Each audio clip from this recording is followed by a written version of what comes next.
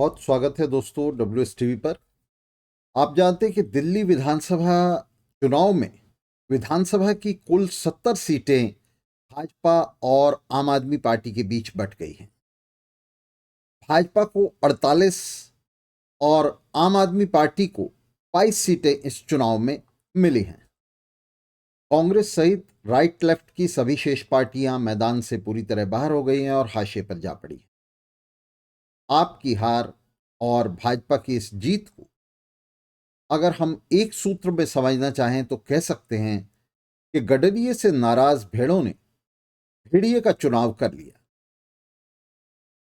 एक दशक से दिल्ली में सरकार चला रही आम आदमी पार्टी और इसके नेताओं की तमाम लफाजियों के बावजूद भाजपा और कांग्रेस की ही तरह पूंजीवादी प्रबंध की देखरेख करने वाली दक्षिण पंथ की पार्टी आम आदमी पार्टी साबित हुई। आम आदमी पार्टी से नाराज जनता के हिस्सों ने अंततः उसे सत्ता से बाहर खदेड़ दिया। जिस दक्षिणपंथी शिविर को आम आदमी पार्टी ने 2 दशक सींचा, उसे ही इस्तेमाल करते हुए भाजपा सत्ता में लौट आई। 2005 में आम आदमी पार्टी को 62 सीट और 54.5% वोट मिले थे। 2020 में उसे 67 सीट मिली और 53.6% वोट मिले। 2025 में यह और भी घटकर 22 सीट और 43.57% वोट पर आ गए। 2015 के बाद आम आदमी पार्टी का वोट शेयर निरंतर घटता गया है। पहले ये धीरे धीरे घटा और फिर तेजी से घट गया। इस चुनाव में 2025 के चुनाव में भाजपा को 45.56% वोट मिला है। 2020 में भाजपा को सिर्फ 38.51% और 2015 में उससे भी कम 32.3% मात्र वोट ही मिल पाए थे। 1998 से 2013 तक सत्ता में रही कांग्रेस एक भी सीट नहीं ले सकी। हालांकि उसका वोट 2% से ज्यादा बढ़ गया। इसका अर्थ है कि आम आदमी पार्टी का 2% वोट कांग्रेस को और 8% वोट इस चुनाव में भाजपा को शिफ्ट हो गया। अनंत अवसरवाद की पार्टी AAP यानी आम आदमी पार्टी का उद्गम उदारवाद और फासीवाद के अस्थायी शक्ति संतुलन पर टिका था। 2 दशक पहले आपको याद होगा कि उदारवाद का लगातार पतन हो रहा था और फासीवाद का तेज उभार हो रहा था।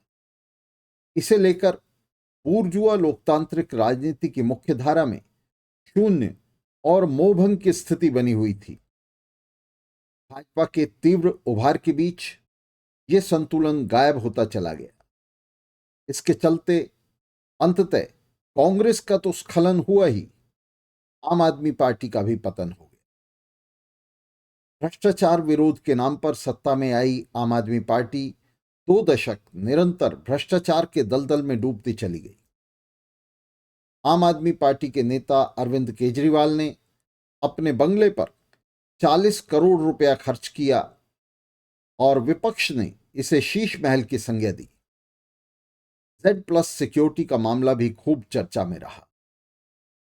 शराब माफिया से पैसा वसूलने और चुनाव पर बेतहाशा खर्च करने के चलते आम आदमी पार्टी का पूरी तरह से एक्सपोजर हो गया। विवेकानंद फाउंडेशन जैसी दक्षिणपंथी फंडिंग एजेंसियों से आम आदमी पार्टी फंडिंग लेती रही। फोर्ड फाउंडेशन जैसी साम्राज्यवादी ताकतें भी आम आदमी पार्टी की फंडिंग करती रहीं। जब अरविंद केजरीवाल एक NGO चलाया करते थे परिवर्तन के नाम से, उन दिनों से ही फोर्ड फाउंडेशन उनकी फंडिंग करती रही। महिला सम्मान योजना के नाम पर सभी महिलाओं को प्रतिमाह 2100 रुपए और पुजारियों, ग्रंथियों, मौलवियों को 18,000 रुपए देने जैसी बेतुकी और वाहियात योजनाएं भी आम आदमी पार्टी के काम नहीं आई। भाजपा ने आम आदमी पार्टी द्वारा शुरू की गई 200 यूनिट मुफ्त बिजली, DTC बसों में महिलाओं के लिए मुफ्त यात्रा, वरिष्ठ नागरिकों के लिए पेंशन को जारी रखने के साथ साथ उनमें बढ़ोतरी और विधवाओं, निराश्रित और गर्भवती महिलाओं के लिए सहायता जैसे चमकीले वादों से आपको पछाड़ दिया। बेशक ये वादे अमित शाह के शब्दों में पुराने चुनावी जुमलों जैसे ही क्यों ना हो, लेकिन फिलहाल भाजपा ने इन चमत्कारी वादों से आम आदमी पार्टी को मात दे दी है। पंजाब में आम आदमी पार्टी ने महिलाओं को 2100 रुपये पेंशन देने का वादा किया था, जिसे वह आज तक लागू नहीं कर पाई। इसका लाभ भी विपक्ष ने इन चुनावों में उठाया और बार बार उसने पंजाब में आम आदमी पार्टी की इस विफलता और वादा खिलाफी के विरुद्ध अभियान चलाया।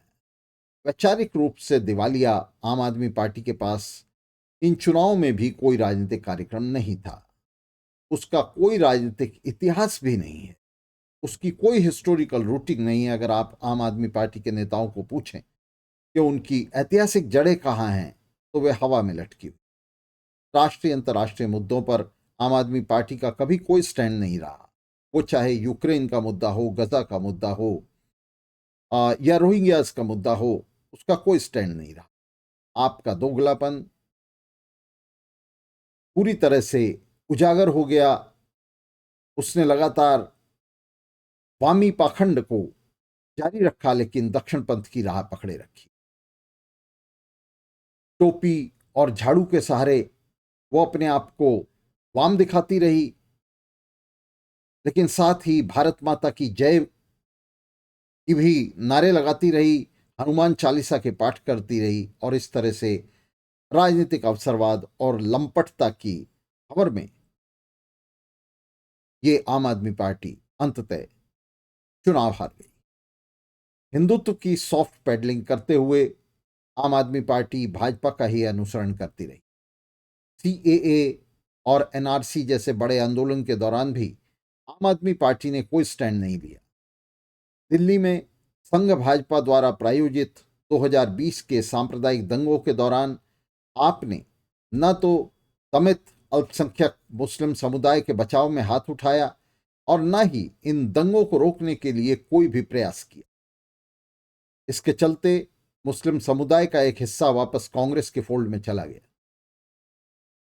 निरंतर और तीव्र पतन की शिकार आम आदमी पार्टी मध्य वर्ग के उन लोगों की पार्टी बनकर रह गई जिन्हें कहीं और किसी और पार्टी में जगह नहीं मिल सकती। फर्जी वाम यानी स्यूडो लेफ्ट के प्रतिनिधियों में आम आदमी पार्टी अकेली नहीं है। उनमें ग्रीस में साइरिजा और स्पेन में पोडेमोस जैसी पार्टियां भी दुनिया भर में शामिल हैं। इन सब ने मिलकर दक्षिण पंथ के लिए अपने अपने देशों में जमीनें जोती हैं।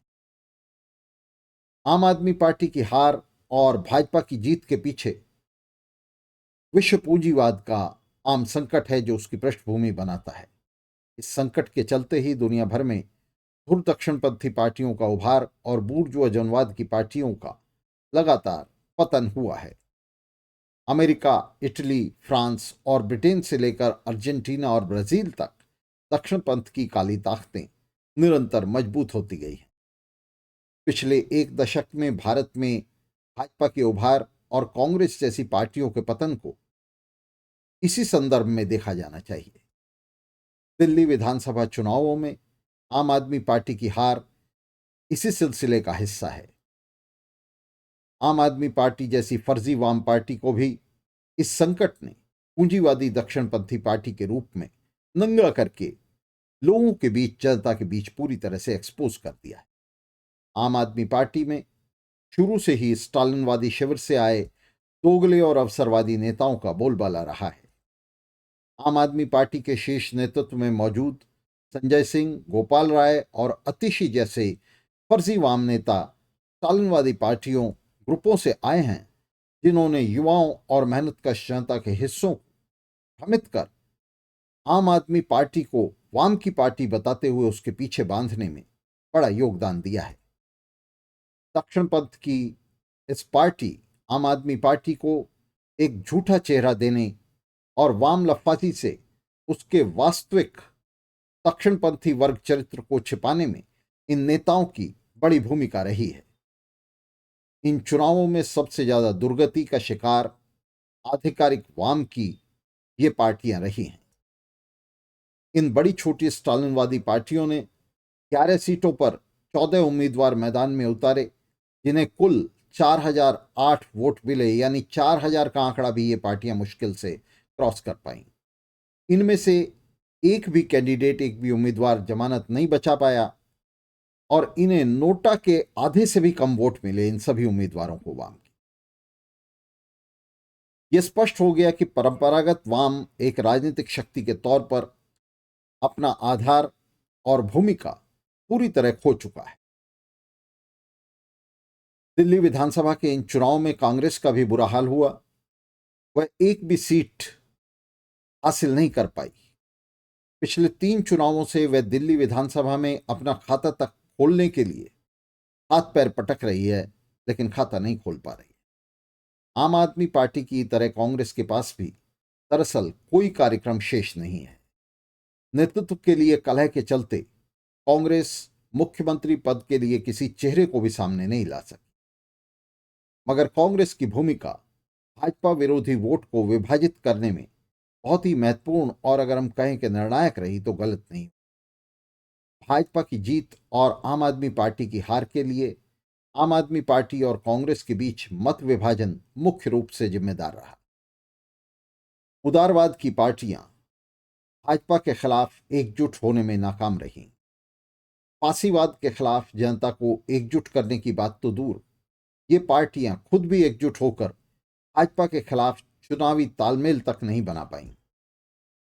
इन चुनावों ने उन 2 महत्वपूर्ण निष्कर्षों पर एक बार फिर मोहर लगा दी, जिन्हें हमने पिछले समय में बार बार दोहराया है।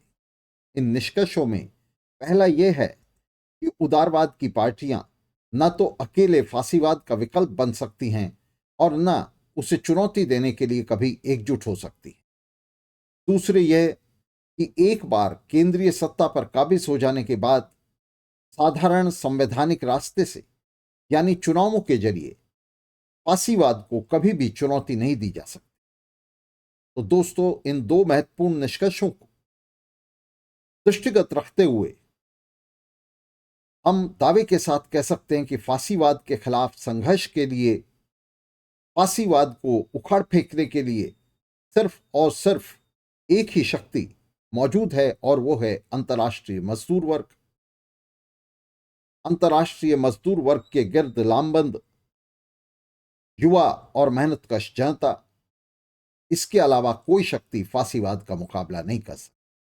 तो इन शक्तियों को, इनके अग्रणी तत्वों को एक मार्क्सवादी कार्यक्रम के चारों ओर संगठित होने के लिए ललकारते हुए आज के इस कार्यक्रम को खत्म करते हैं, विराम देते हैं। आप सभी साथियों का बहुत बहुत शुक्रिया साथ।